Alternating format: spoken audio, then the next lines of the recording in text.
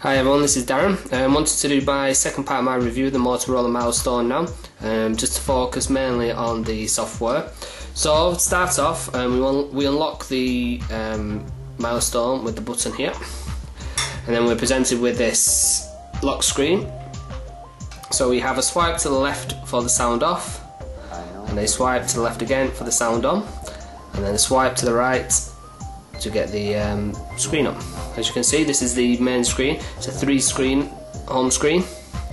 Obviously I've got a couple of things here, such as a beautiful home widget, which isn't part of this system, so I will explain which is part and which is so let's just go through some of the main features. There's the launch bar.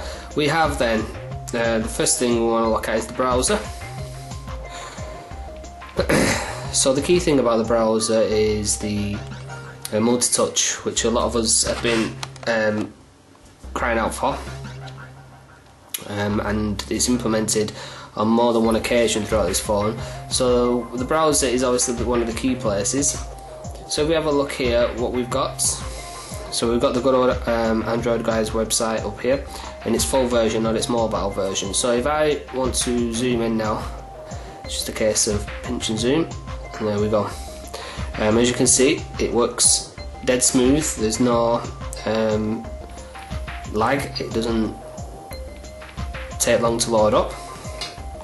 You can still double tap it to zoom out and double tap it to zoom into a location, so that works really well. The bookmarks is a selection of thumbnails, so there you go. So again, you've got a selection of thumbnails there which you can then just click on and go straight to. So, and because this is a 2.0 version of Android, we can access the Buzz mobile sites here, which you can't do at the moment on 1.5, 1.6. The image gallery has been improved, so you can choose where you want to select your pictures from, so you can filter them. So I'm just going to keep it on all pictures. So on your standard views, when you've got it up in portrait mode, you obviously get the view like that, but a quick spin round and it does turn into a little gallery like this. So that's looks nice, and again, because of the screen, we know you're going to get lovely looking pictures and videos, which I can attest to. The pictures and the videos look fantastic. You can use the multi-touch feature in your pictures as well, and again, works dead smooth, dead nice, and just a nice little feature to have. So you can then show your pictures as normal. There we go. And there's this quick send feature here, which means you can set up an address to be able to quickly send pictures to without having to go through all the rigmarole of using third-party apps, or the Google Mail app. Market is one we know and love from 1.6. That's fine. Google Mail, again, not much different there. As you can see, it's the same one we are used to. Contacts, we have a list here of your contacts. Again, select it by the display options, contacts with phones, etc. Clicking on the thumbnail brings up a little bar that allows you to choose what option to do. So you've got telephone, to look at the contact card, message, email, and to direct to their address using Moto Nav. Now, Moto Nav, a free 60-day trial on this phone when you get it, and then it's basically €100 to get the subscription to it. I've not had a chance to try it out proper because it's just too damn hard to figure out how to get it to work. But saying that, I've not really spent much time with it, so I will spend more time with it. GPS disconnected. It looks quite nice. You can choose little features such as what icon you'll be represented by. So as you can see there, we've got a little car.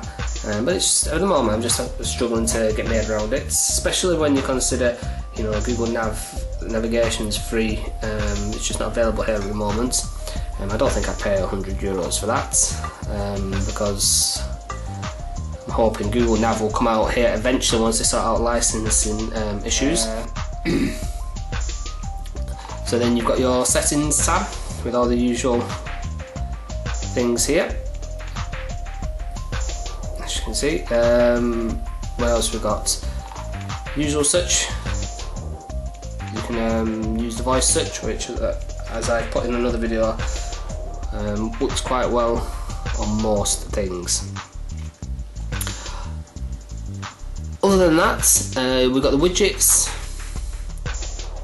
which did nothing different really. The weather is the AccuWeather. There you go.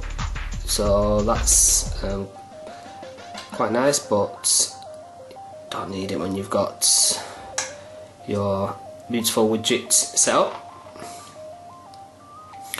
So basically then, through the use of this so far, I've had no force close issues related to the phone.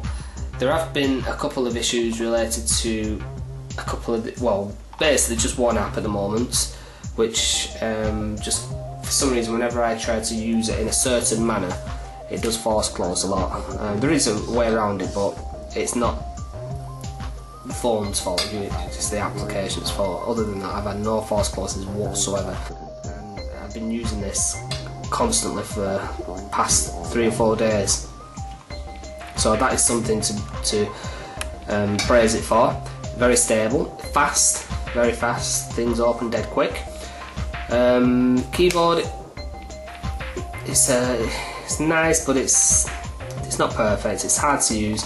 I struggle with it really because it's very the keys are very flush to the actual board. It's easy to go on to the other keys, and also as well, one of my other gripes is these buttons here, these soft touch buttons.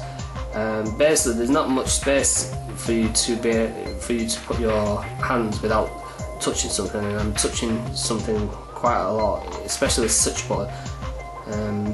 So that's probably the only thing, but it's probably just being clumsy. Other than that, I've had nothing but good things to say about this phone. It's so far it's everything that I'd want in an Android phone. There are a couple of things that I would change, but for the first phone that we've got with Android 2.0, I think it just shows that things can only get better with Android if you consider this phone and the potential of Android. So it's fantastic to see, fantastic to play with, and you know, we've got a choice now, and especially with some of the announcements HTC have given with some of the other phones, you know, we've got a lot of good choice, but this for me at the moment is one of the top ones to consider. And if you look at my blog, I've put a link to where you can get it, because it's currently not available from mobile operators. It's available on some websites, and hopefully more people have the opportunity if they decide to release it through the operators to get it. So if you've got any questions or you want to ask me anything, then please feel free to leave in the comments, and thank you very much.